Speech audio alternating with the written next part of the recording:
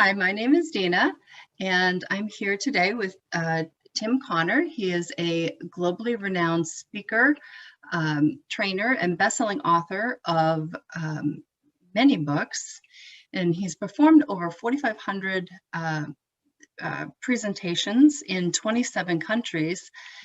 And although his seminar list of topics is enormously extensive, the top 5 that I saw was motivation. He speaks on motivation, sales and marketing, communication, leadership, and management. So, and I met Tim through a business event that I went to. He was speaking at a luncheon, and I couldn't wait to speak to him more. So welcome, Tim. I appreciate you joining me today. Thank you, Dana. It's a privilege and opportunity. I appreciate it. Sure. So one of the questions that I know we've talked a couple different times, and I appreciate you being on here with me today to kind of record and answer some questions. But other than the topics, I kind of am interested in a little bit about how you got started. And so could you talk to me a little bit about how you got into the industry of speaking globally? Yeah, I was in the insurance business. I think it was my second career years ago. And I was thinking, okay, if I really work hard, I can see 3 people a day and maybe 10 or 15 appointments a week. And I said, that's not enough to be as successful as I want to be. So I designed a 30-minute speech on success. Keep in mind, I was in my mid-20s. I'd never been successful. Oh. But I decided I would start giving this 30-minute speech to Rotary clubs and Lions clubs and business women's organizations. And over the course of the next 8 to 10 years, I gave over 1,000 of these free speeches. But what I learned is that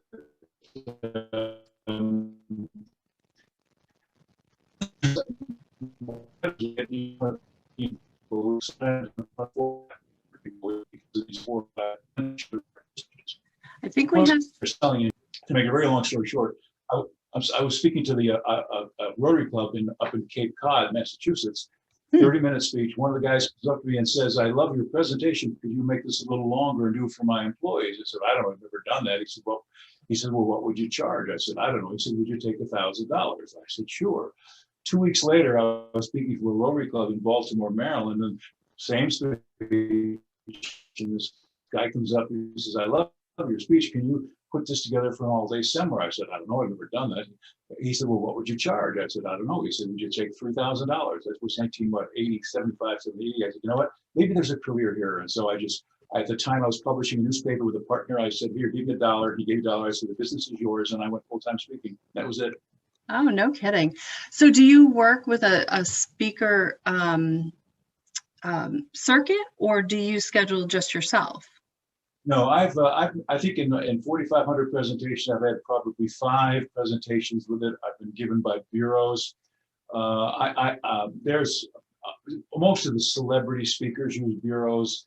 What I decided was I want all my business to come from either referral or repeat business. So I developed a strategy and a philosophy years ago when I started. My goal was to turn every engagement. So I don't see every engagement as a gig, the way it's called. I see every engagement as an opportunity to do more business with that particular client. I'll give you one example. I did a program sorry. You're fine. I did a program in an industry that's called vegetation management. He said, "I love your presentations." I did a program for them. I went after I did the program for each digital program. So that one presentation, that one client over the course of the next 10, 15 years led to over $250,000 worth of business through about 15 different clients. So it's what I call client leverage. Right. Now, can I just stop you just briefly? Because I think either your Wi-Fi or my Wi-Fi has cut out. So I didn't catch where you were presenting and what that was about.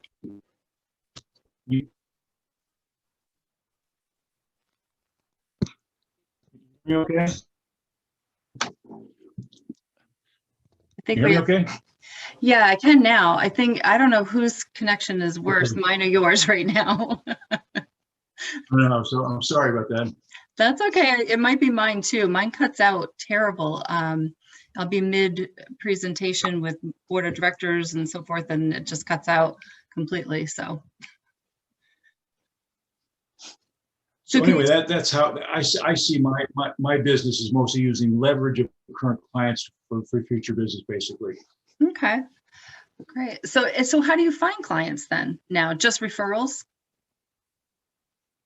Well, after doing this for 35 years, for example, I did a program last year for an association in the pharmaceutical industry, and one of the guys came up to me and says, "Could you come in and do a program for our association?" I said, "Sure," and then that led to it. So basically, I will only speak to organizations. That's my basic philosophy, where there's the potential for additional business. So if the Charlotte Ladies Club, said, "Would you come in and do a speech for us?" I would do it for free, but I wouldn't see that as a leverage point for future business. Sure. Yeah, understandable. So what is, over the years, and you've done so many different trainings, could you tell me a little bit about what your most memorable training is and where it was, and talk to us a little bit about that?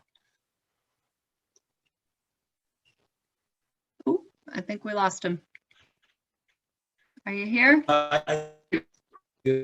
15, 20 years ago, it was with a client, I won't mention the name, but he came up to me and said, "You know what, and they were..." Oh boy. Are you with us, Tim? Think we're losing you. Are you there? Yep, I'm here. You're frozen. Oh, you're back. Okay, so he said, we're losing basic enthusiasm in our corporate culture. I said, "What do you see as the cause of that?" He said, "Well, I'm not sure. That's why you're here." So I went in and I did probably 50, 60 interviews with employees over a couple of weeks. And what they had was a breakdown between what I call the 40,000-foot level, where the senior management is, and between the 500-foot level where all the employees are. And so what I said was, there's a disconnect, there's a dysfunction between these two levels, where there's performance and then there's leadership. So what we did over the course of time was I showed him where those weaknesses were, and I basically said, and I developed one of my basic philosophies, and that is, if you have a problem in your organization, you look up the ladder for the cause and down the ladder for the solution. What most organizations do is they look down the ladder for the cause and up the ladder for the solution. Yeah. That's not the appropriate choice. And so as soon as they adopted that particular process, they turned 180 degrees, and they literally went from a $300 million company in 2 years to a $600 million company, because all they did was change the engagement of the culture in that organization. So I don't see myself as a permanent part of any organization. I want to give them what I've learned. I've never run a $300 million company. I've never run a 10 million. I don't have a right to tell them how to run their company. All I'm doing is I'm bringing all the information I've learned from other clients over the years, and I'm saying, here's what I've learned, take what works for you and don't you. So, and the best clients I've worked with, they didn't judge me based on my experience. They judged me based on the value of the material I was bringing to the table. And the clients that were open and receptive to accepting their part of the responsibility, things improved. The clients who did not accept responsibility and pointed the finger at other departments, other managers, other employees, though they did not change. And also, for example, in the last 5 years, I've had 25 employee or client organizations about a business. Wow. And the main reason is because they were unwilling to take the responsibility for what was going on in their organization, basically. Yeah, yeah. Do you find that more often than not, when you go in and you're sort of giving them the strategic methods in how to improve? Do you find that they take the advice, or do you find that they don't? Yeah, that's a great question, Gina. One of the things I do is in the early interview process, where I'm considering you being of service to them and they're considering hiring me, I have an interview with the CEO, the president of the organization, and I'm looking for basically two things. What are your attitudes about what's going on? And if they're in blame mode from the beginning, then I won't take on that client, because I, no matter what I do or no matter what I bring to the table, it's not going to change anything. A client that says, I'll give you an example. For one client, over the course of 2 weeks, I interviewed 150 employees. And after that was over, it was up in New York. I sat down with the president. I said, okay, He says, what's the problem? I said, do you want what you want to hear? Do you want what you need to hear? He said, I'm not paying you as much money as I'm paying you to hear what I want to hear. I want to hear what I need to hear. I said, you're the president of a company that's doing $8 billion a year business and your management style sucks. We sat in his office for 7 hours going over everything I learned from all those employees. I went home. 2 weeks later, I get a call from one of his vice presidents. He said, what did you say to him? I said, I don't know. I said, he said, what did you say to him?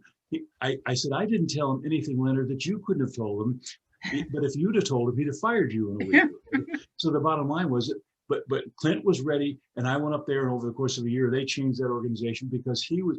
So we had to, I am not interested in trying to change people who are not willing to change, basically. What I'm trying to do is bring ideas and value to people who have the willingness, but they just need sometimes the key ideas or sometimes the information to actually make those changes. So yeah, no, that's fantastic. So it's more of the strategies on how to improve the business that you really enjoy, to go in and you know, assess the company and assess the people and present them. I'll give you an example. One of my most popular topics recently, in fact, I'm doing it for a Vistage group next week.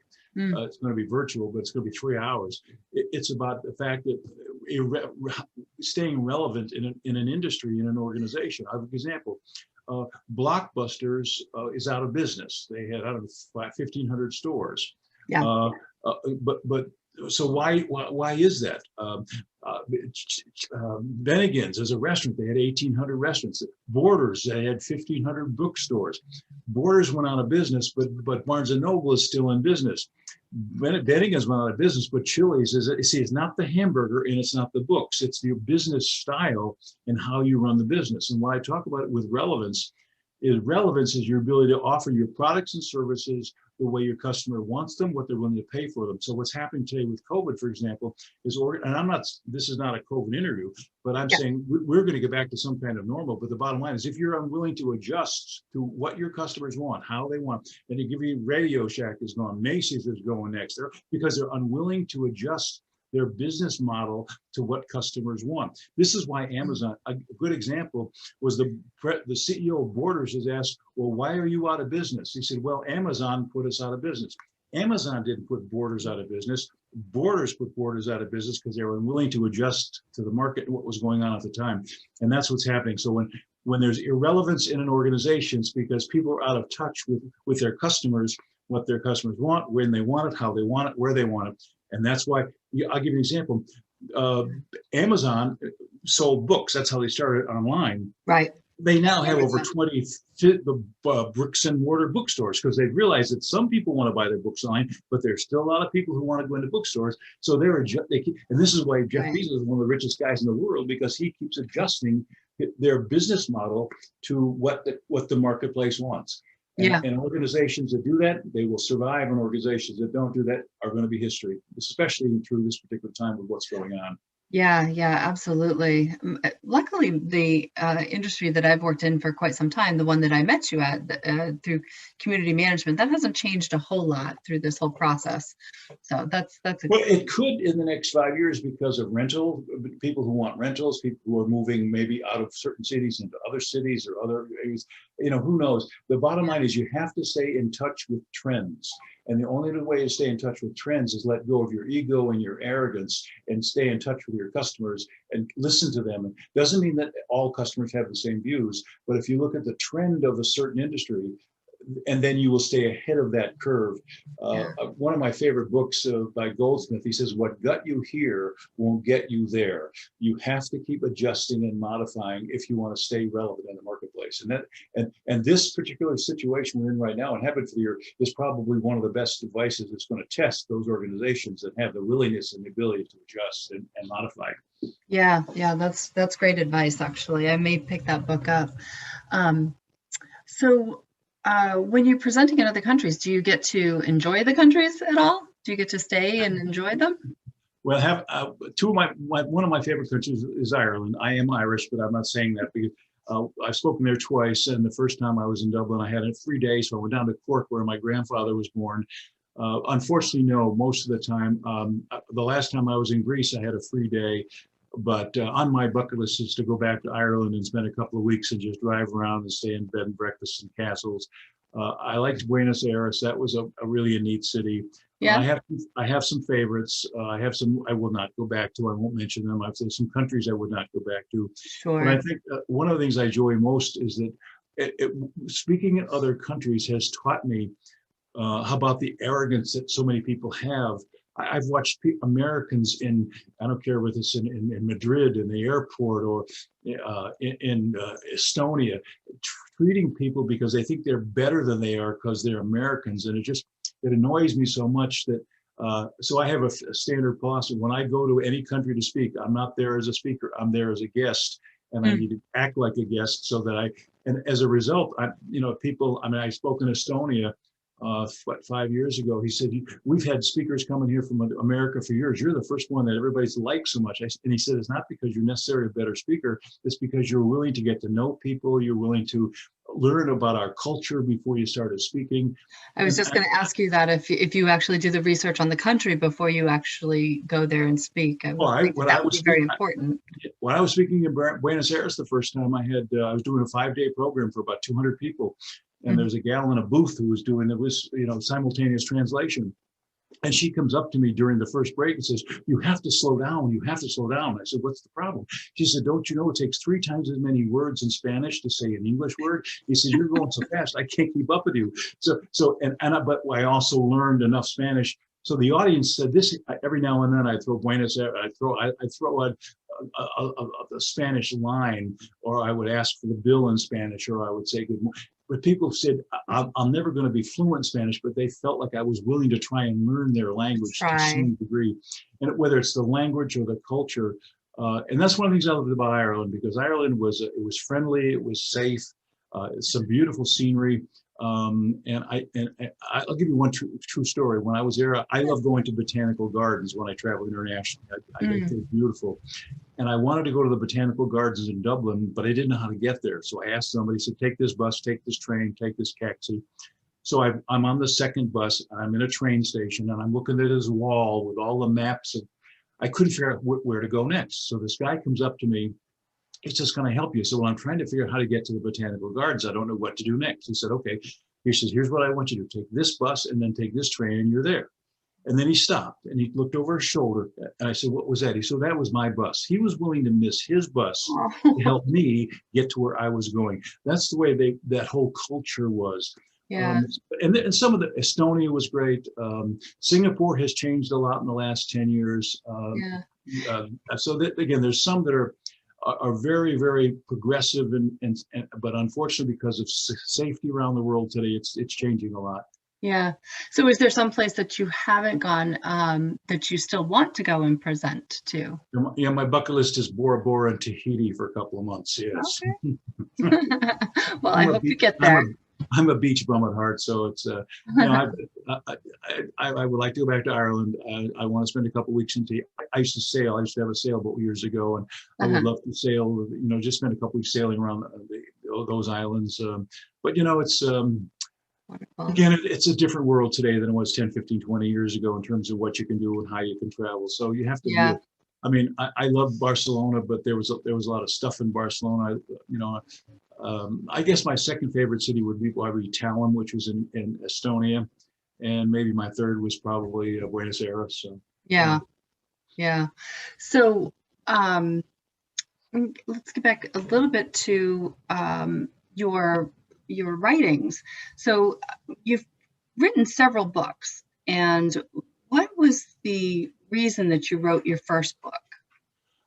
My first book was called Soft Sell. It's a sales book. I wrote it in 1981. Still today, 30, 40 years later, it is the only sales book that's ever been written. It's in 29 languages. It has over 1 million sales. It's the only sales book that sold over 1 million copies and still out there. I decided that I was in the insurance business, and I was trying to figure out how to sell, and the people who were teaching me how to sell didn't know how to teach me and didn't know how to sell. So in the industry back in those days, they didn't, their concept of selling was totally different. So I decided I got to figure this out on my own. So I figured it out. I didn't have a computer. I wrote the book on a typewriter. I sent it to over 150 publishers. I got 150 rejections because they all said the same thing. The world doesn't need another sales book. Wow. So I self-published it. Okay.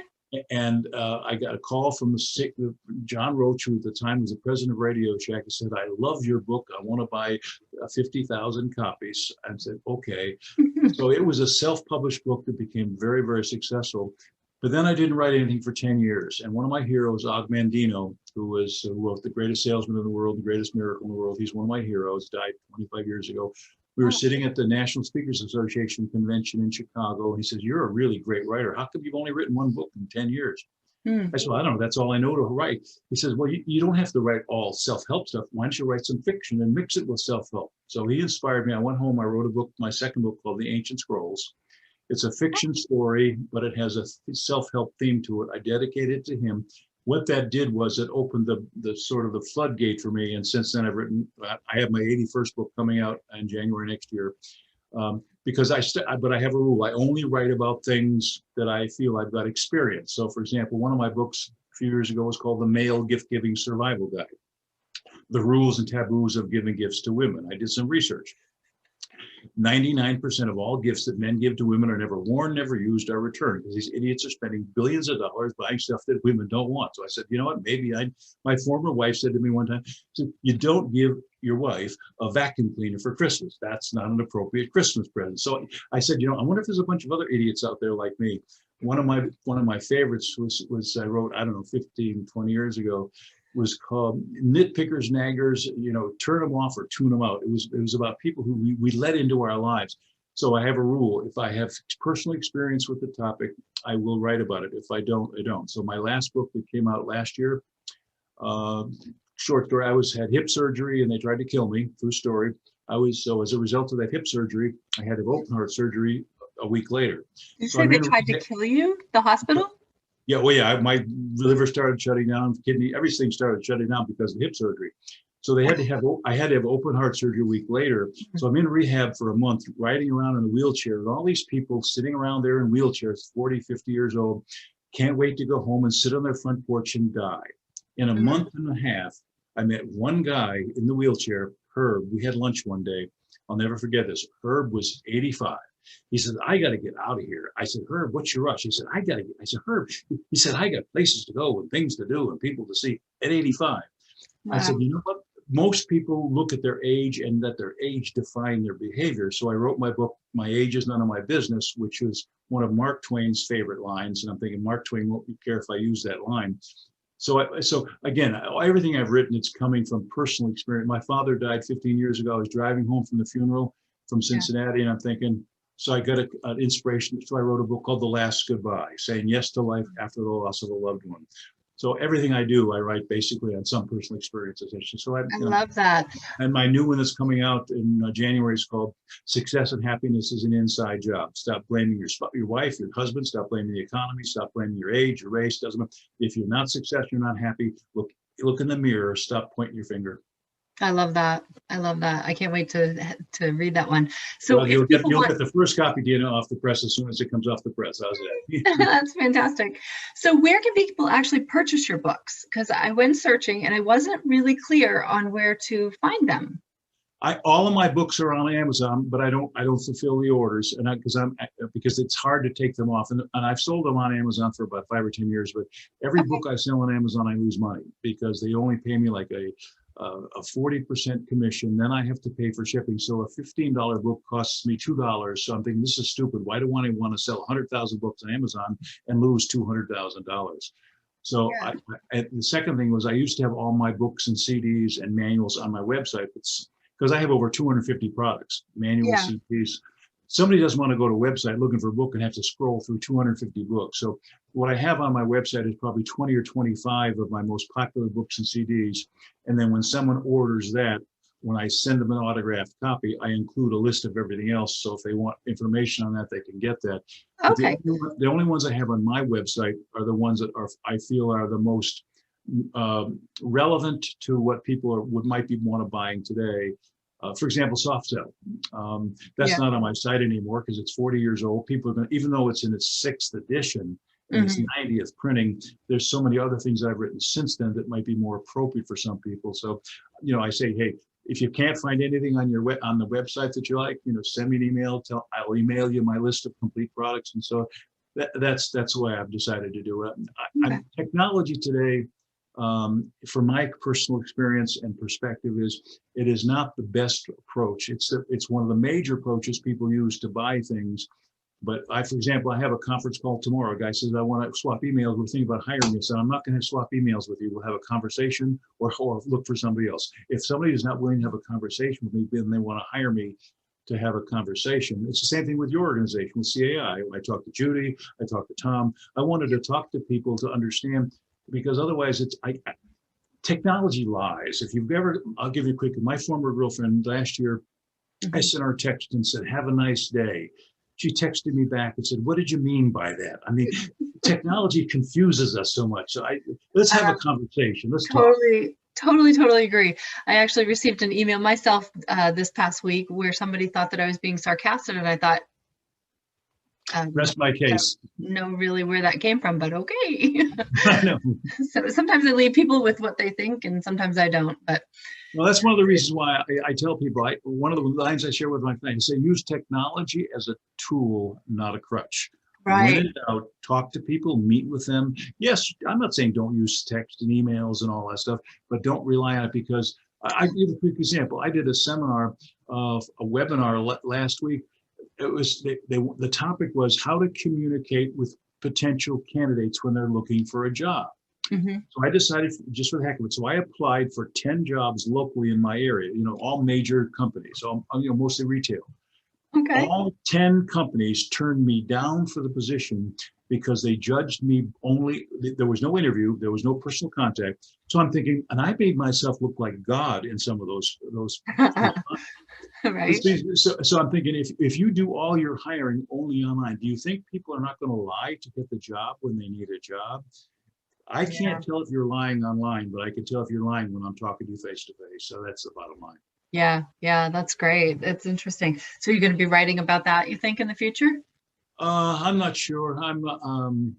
My goal was to write a minimum by the time I die. So my goal was to outlive Norman Vincent Peale, who was one of my heroes. So I figure I'm going to be going pretty strong at 95.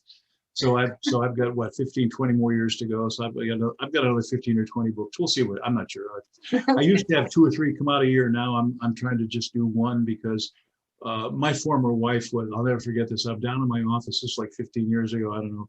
I'm sitting in my office working on a book, and she said, what are you doing? I said, well, I'm working on a new book. And she said, why are you writing another book? You're not even selling the ones you have. I'm thinking, okay. It's not very supportive, is it? Not really, yeah. So. Yeah, that's difficult.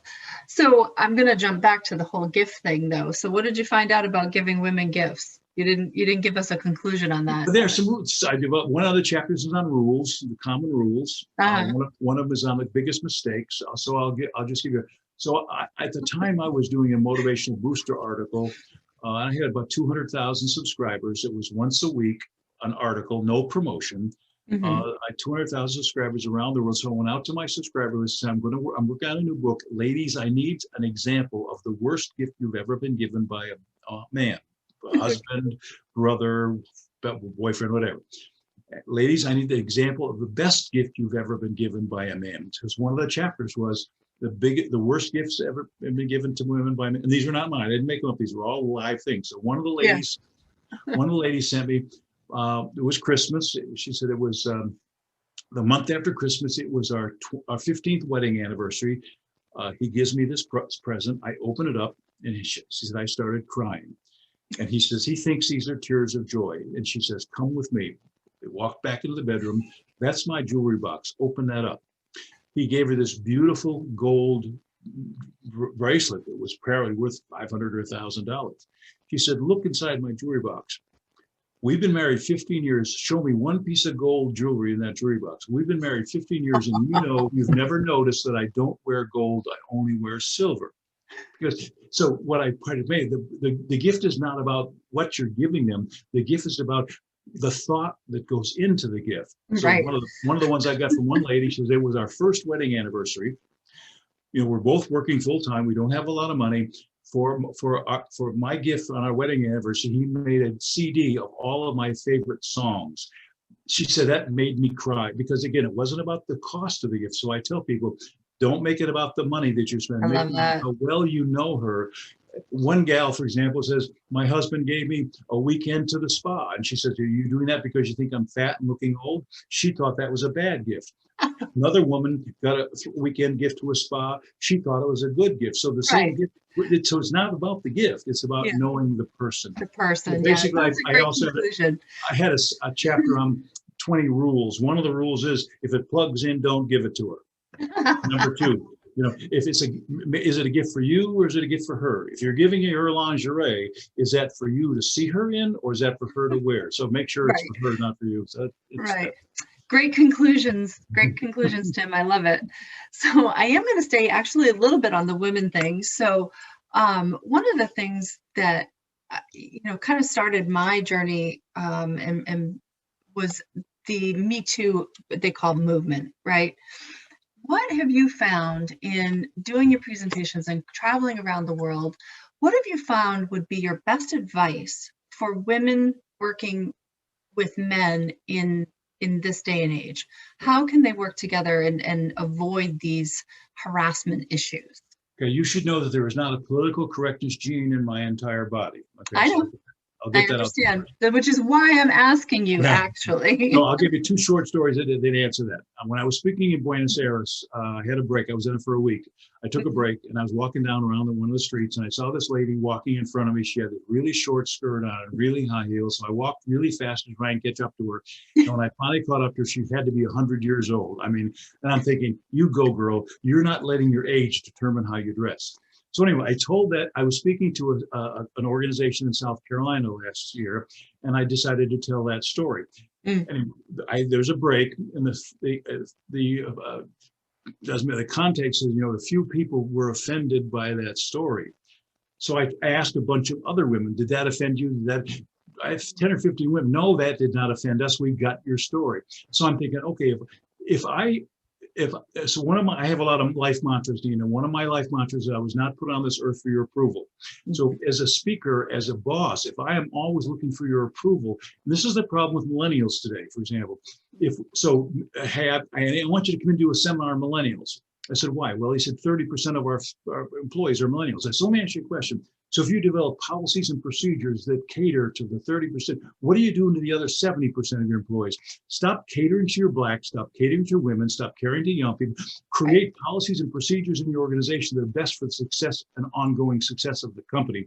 And if some millennial needs to be catered or catered to, trust me, sooner or later it's going to hurt you some business. I say this to my clients. Sometimes they get upset. Sometimes you're right. We've lost customers because they didn't like this policy because we were catering to a group. So to answer your question, I don't see women as when it comes to the workplace. I don't see blacks. I don't see women. I don't see young people. I don't see old people. I tell my clients, see them as a productive force in your business. Yeah. If they're going to add value, if they're going to add profits, if they're going to add reputation to your business, I don't care I don't care if they're 90 years old or 14, then you use them as a force. But if you start catering, and again, no disrespect, I'll guarantee you there's going to be a black person, a woman who's going to be offended by what I said. I'll give you an example. One of my best friends is black. My roommate in college was black. My roommate when I was in the Air Force for 4 years was black. Vincent and I will go out once a month and we'll go have a beer. We're going to go to dinner and we'll start having this conversation. And I say, Vincent, you black this and you black that. He's Tim, you white this and you white. We love to eavesdrop on the people who are eavesdropping on us. And they're thinking, boy, those guys are a couple of racists. For us, it's not about color. I love him. He loves me. So I'm not basing it on anything else. And what's happening today is we're trying to adjust society to pander to certain segments of it. And I will tell you, it is not a recipe for success. So to answer your question, the way women and men need to look at each other is not as women and men, but as a productive force for the business that you're in or the circumstance you're in, and who's going to help basically grow that and build that the best. Oh, I totally agree. I totally agree. Thank you for sharing that and being as honest as you are about that. A lot of my friends are saying, you shouldn't say this. One of my best friends, Michael, he's a fellow speaker. He says, you can't tell that story. You can't tell it. I said, so eventually then what do I get to say if I can't tell this story, I can't use this fact? So true story, I tell every audience, live audience, I don't do mostly on virtual stuff. I would like you to like me, but I really don't care. Because I'll give you a quick example. For a year, I dated this gal, and she said, "You're too informal. You always wear your shirts out. You look like a beach bum." Well, so that didn't last forever. So then I started dating someone else. So I started tucking my shirts in. She says, "You always look so formal. Why don't you look a little bit more relaxed?" I'm thinking, when do I get to dress the way I want to dress? When do I get to drive? When do I get to eat the way? I'm not saying I'm perfect. I'm not saying I don't need to improve, but I don't need everybody. If I try to keep adjusting myself, trust me, when you're in front of 40 or 50,000 people a year, if you try to adjust what you say to those people, you'll end up not being able to say anything. Yeah, And that's what political correctness is doing us today. It's causing breakdowns in relationships because I can't say something to you as I'm on a date with you or a client or even with this. That's why I tell every audience, I do not believe in political correctness. It's ruining communication. So, I'm not saying, Mark Twain once said, he said, "There's no malice in your heart. There can't be any malice in your words." There is no malice in my heart. If you choose to see the malice in my words, that is not me. That is you choosing to interpret what I'm saying according to your reality. right. And I tell every audience, your reality is your reality, but it is not my reality. Right. No, I love that. I really do. I found that over the last few years, what I've realized is that men are trying to separate themselves again from women in the workplace, and it's not working. It's not working for anyone, and they're not. They're worried so much about their personal behavior because they can't control themselves, or they think they can't control themselves, or they can't control somebody else, that they're not being productive in the environment. It's the craziest thing. It's like we've gone. You're absolutely right. If you don't look at TV commercials today. I don't watch TV, so I don't. Well, I will tell you, I don't care what the product is. I will tell you, 85% of TV commercials today are now with Black people, and because what they're trying to do is saying we approve of Black people, we're not racist. You don't have to. And so what we're doing is we're pandering, and I'm not getting it. So there's going to be some Black people who listen to this and say, "Well, he must be a racist." Well, you're entitled to your opinion. I'm not, but you're entitled to your opinion. So the bottom line is what we're doing. So what would happen? All of a sudden now, every commercial now has. I've also seen a lot of commercials now with mixed races. I'm a Hallmark junkie. I've noticed the last 4 or 5 new movies on Hallmark, they're mixed racial couples. There's a gay couple because they're trying not to offend certain elements. And I'm not saying that's not that's a problem, but when it becomes your primary focus to pay to pander to a certain stuff, then you have a problem with that. Right. So jumping into something just briefly, one of the questions I have is what advice would you have for somebody right now if they wanted to follow in your footsteps, to do the things that you're doing and presenting in places that you're presenting? How would they build a brand and market themselves in the world right now? There are over 50 to 75,000 speakers in the world. If you go to LinkedIn, I will tell you that probably more than half of the people on LinkedIn are either personal coaches or motivational speakers or whatever. So somebody thinks just because they're 26 years old and have been successful this, that qualifies them to be a motivational speaker. And some of them are good and some of them are not. Some of them are idiots. I spoke, again, almost 1,000 speeches for 10 years as a business practice or as a hobby before I got paid for my first speech. I tell anyone, if you want to be a lawyer, the best thing you can do is while you're in high school or in college, go be an intern and not get paid for the summer. Find out what that profession is really like before you decide to go to law school. I did this after I graduated from high school, and a couple of years in college. I think I want to go into the hotel industry. So I went up to Boston and I worked for 2 weeks in the hotel industry. And I said, this is the last industry I want to spend the rest of my life in. Spend some real time in that profession, and don't go to law school or medical school because your parents think you should. I wanted to be a neurosurgeon when I was in high school and college. So I've been studying brain function my whole life. On average, I read 5 to 10 books a year on brain physiology. And what I tell people basically is, if you want to make sure what you do, you love, okay?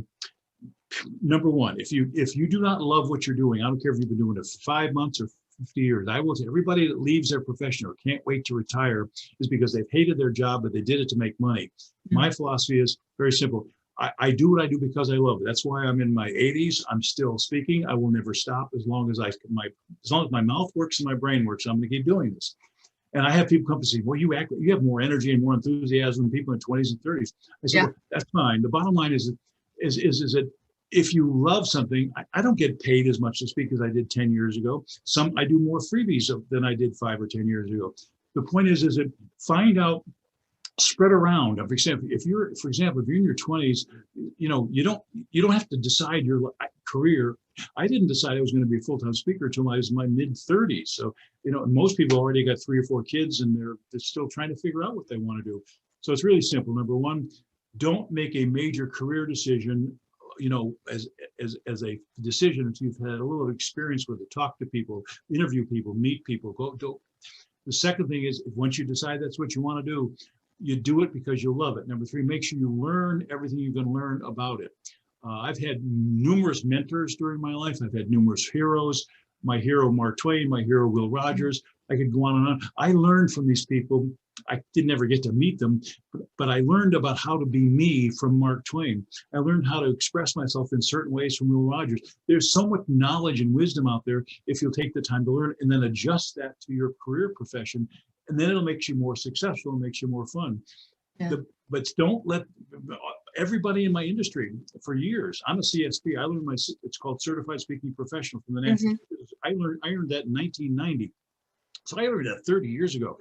I'm considered one of the best speakers in the country, but I'm also considered one of the biggest problems. I'll tell you a true story if you've got 5 minutes. Yeah. I've got all the time in the world.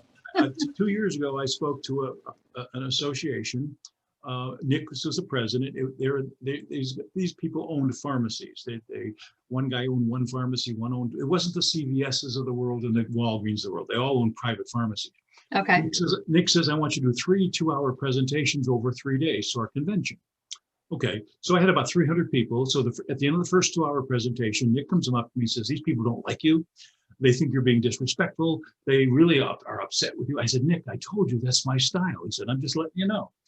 At the end of the second 2-hour presentation, the second day, and this is a true story, he said, these people realize you're not being disrespectful, but they still don't like you and they're really uncomfortable with you. I said, Nick, give me a break here. At the end of the third 2-hour presentation on the third day, he comes up and he says, what do you do on July 17th, 18th, and 19th, 2019? They all want you back for another 3 days. The bottom line is this, sometimes it takes you, I'm not being nasty. My job as a speaker is to get under people's skin. If you're fat, you're never going to lose weight unless somebody makes you feel uncomfortable with being fat. If you're stupid, you're never going to learn new stuff unless somebody makes you feel, I'm not doing it to be disrespectful. If you're running a stupid company because you have a stupid management style, my job is not to be disrespectful, but have you say, you know what, you're right. I need to change this, fix this, or do this differently, no matter what it is. So the only people in our lives that help us become better are people who make us feel a little uncomfortable with the status quo. That's my job as a speaker. And I would say anybody who wants to get into any profession, be you. Don't let the world change you. Don't let the world turn you into what the world wants to turn you in. If you can't be you, find a different profession. Don't find a different you. Right. Very good advice. Very good advice. So I just have 8 fast fire questions for you. So you want to try that? Yep. Okay. So pre-employment personality tests, good idea or means to control? You want to talk about the personality profiles? Yes, I'm a profile expert. I use an organization in Arizona. They're well known and I strongly believe in them from a hiring practice, from a promotion status. But I also tell my clients, don't make it the only technique you use. But yes, use profiles as one of the process in hiring, in promoting, and running your business and adopting a new business. Absolutely, it's an important tool. Most of them are the same, but make sure there's about 400 companies around the United States who sell profiles. Just make sure you're using ones that are appropriate for your industry or for the particular thing you're looking for. But yes, they're a great tool. Excellent. Okay. And who was your biggest inspiration in life? Mark Twain. Okay. Well, different reasons. Og Mandino from a writing perspective, Mark from a speaking perspective. My dad taught me a lot of things. He wasn't my biggest inspiration, but he gave me 2 important skills. One, he says, stop. It says, look, when I was 10 years old, I failed a lot. They taught us, you're going to fail. We're going to let you fail. But the bottom line is, don't let failure destroy you. Use failure as a learning tool. That when you're 10 and 15 years old is a tough lesson to learn. But when you're 25 or 30, you know what? It's better to fail at something when you're 10 for the first time than it is to fail at something when you're 40 the first time. Because if you've had a lot of failures up to that point, you say, you know, I need this failure. Nobody ever gets better when they stay successful. The only time we get better at something is when we fail at something. So, you know, my dad taught me it, but I would say Mark Twain probably, and Og Mandino, I guess. Yeah. Yeah, I actually read one of the articles that you wrote about failure and adversities, and it was like a 52-page summary on that. I read that last night. It was fantastic. Super helpful. What people realize is as long as everything is working, trust me, if you've got millions of dollars coming in the front door, you're not going to change a policy or procedure, get rid of a product. The only time you fix things in your organization is when something's breaking down. So my attitude is, stop waiting for the things to break down. Figure out. I have a simple rule: if it's not broken, break it. Basically, you know. One of my favorite lines is, stop trying to think outside the box. You know, throw the box away. Start over. You know. Yeah. So, what do you hope people notice most about you? That I am not who they think I should be. I'm not who they want me to be. Trust me, dating at my age is hard because people develop these philosophies and approaches and rules. So trust me, if you can't handle who I am, don't try to change me into who you think I should be, because then when you change me who you think I should be, then you're probably not going to like me either then. So it doesn't mean all of us can't improve and get better, but you know, bottom line is that realize that I am more than, you know, I'm a very spiritual person. I have been my whole life. I am a very ethical person. I've made my share of mistakes. I know I'm going to keep making mistakes, and I know I'm going to keep trying to get better. But the bottom line is, one of my favorite lines is, when you judge me, that doesn't define me, that defines you. So it's really that simple. Yeah. So it sounds like authenticity, right? Yeah, is what maybe you want people to hope, to see in you. So is there somewhere, oh, no, we already covered that. So I was going to ask you if there's somewhere you wanted to go still in the world, but you had answered that. So, all right. So Zodiac, MBTI, or birth order, which is the one that you would lean towards? Say that again. Zodiac, MBTI, or birth order? Which one would you lean towards? None of them a lot, but mostly would probably be birth order. Okay. Twitter, Facebook, or no, the Chinese. My former wife was a rat, and I should on the Chinese schedule, and I was a horse, so I probably should have paid more attention to that too. So. Gotcha. We'll have to look at those. So Twitter, Facebook, or Instagram? I shut down my Facebook account about 6 months ago.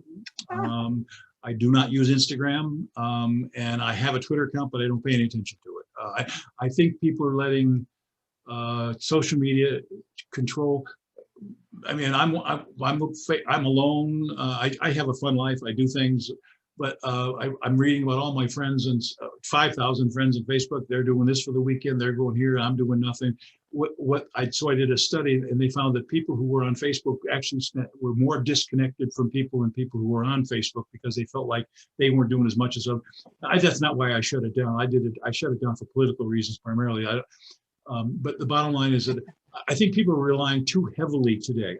I'm not saying I'm against technology, but don't rely too heavily on social media, because social media is dictated by a lot of things we've talked about, acceptance, pandering, political correctness, and so on and so forth.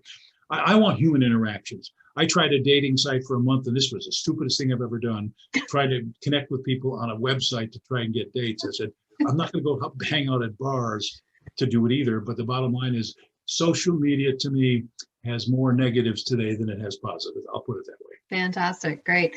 So which do you prefer, logic or creativity? Creativity. Okay.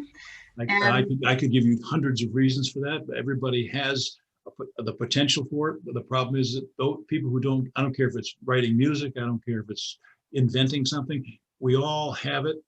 Mhm. God put enough inspiration in a squirrel to gather nuts. He put enough inspiration in fish to swim north. He put enough inspiration in birds to fly south. There is something comparable in us. What we have to do is not let the world shut it down. I can't tell you how many people have got so much talent to write, to sing, to do whatever they want to do, but they're not doing it because of negative feedback from the world or from other people in their lives. I got it from my father. After Mm. I was failing, I've been through 4 recessions in my career. I was going through the second recession. I got 3 kids. I'm trying to, and my father said, "Why don't you? It's time. You've been trying to do this for 10 years. Stop trying to be a speaker and a writer. Just go get a regular job." I Mm. can tell you, I can't tell you how many people tried to tell me, "Don't do this, don't do this, don't do this." And I said, "You know what? I made a decision after my 3rd recession. If I have to live in the back of my car and I have no money, I will not stop speaking if I am broke." The bottom line is I'm not going to let the world tell me what my life should be like. I'm not Wow. going to, I am not going to let negative people, I've had them in my life. I'm not going to let them keep trying to keep me boxed in. And I'm not saying that we all don't make mistakes. I'm not saying we all aren't going to fail, but the bottom line is I want to be inspired from a creative perspective. And there's nothing wrong with history and logic and all that stuff. But the bottom line, we are where we are today because of creativity. I'll end it with that, basically. That's fantastic. I love that. So final fast fire question. Ask for permission or ask for forgiveness? The second one, There you I go. never ask for permission. I kind of figured as much. So with all the success you've achieved throughout your life, what's most important to you right now, whether it be in business or personal life? What's most important to Tim Connor? Giving myself permission to be me. There you go. Nice. But it's in the early stages, I wanted to be successful. I wanted to be happy. I figured I needed to be the way my former wife needed to be, or I needed the way my clients needed to be. And over time, I gradually, through the reading and through life history and experience, I finally realized, you know what? I became more content, more peaceful, and happier when I was. And I'm not implying that I'm good or perfect at anything, and I'm not still making mistakes. But the direction I'm traveling is the direction that the inside of me that God wants me to take. I have one of my mantras is, don't wait for God to start you, man. Keep going until He stops you, and that's what I need to do. So that's fantastic. Well, thank you so much. And I know that you had mentioned that you like to share a list of books that you like to offer to folks. Your favorite books. Is that something? If I share your contact information, is that something? Oh, absolutely. Yeah. What I put together, I've read 2 books a week and have my entire life. So I've read several thousand books. I've given half of them away to Goodwill, and now I'm giving away 4 or 5 as Christmas presents. I'm shutting down my library so it doesn't end up in the trash. But I put together a list of my 100 favorite books of all time. Most of them half of them are spiritual, some of them are career, some are relationship. Some of them are out of print. You might have to go to Amazon or some of the used book sites. But I give people that list of books, and if they want it, they can just send me an email, and I'll just send them that list. None of the books on the list are mine; they're all by somebody else. So absolutely happy to do that. That's fantastic. Well, thank you so much for joining us today. Well, I look forward to meeting you in person, kid. Yeah, definitely. I can't wait for that. So thank you. I love your glasses. I love your glasses too. Those are really Thank you. All right. Well, I appreciate your time today, and we'll end the interview here. Have a wonderful holiday. Have safe, happy, and laugh a lot. Thank you. You Thank you. too. You too.